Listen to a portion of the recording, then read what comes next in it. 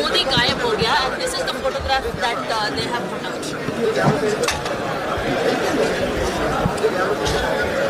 This is not, that is a terrorist slogan. That is all jihadi slogan. Sar tan se juda. You want to tell Prime Minister that's the slogan you wanted to say? For me, this particular visual, as you're saying, if this is it, what they had done, it's a great humiliation. It's a threat to Honorable Prime Minister Modi. I think we have to file cases on it.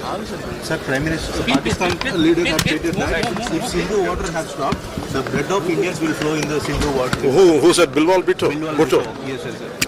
What do you have to say? I think they should be reminded for the past 3 wars how they had lost, and we have to send the visuals to them.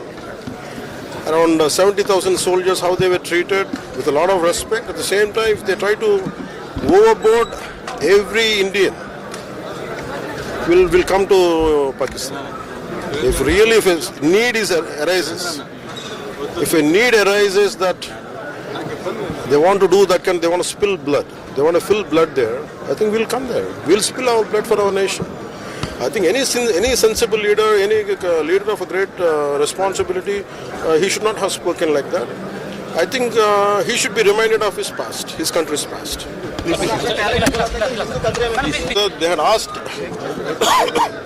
whether are you Hindu or not. This is not the first time they had done it. Hindu genocide happened in Kashmiri with Kashmiri Pandits. Especially, I personally have an experience in 86 and 89. We used to, for regular consecutive 4 years, we were there. And last 88 to 89, we had seen the growing hatred towards Kashmiri Pandits.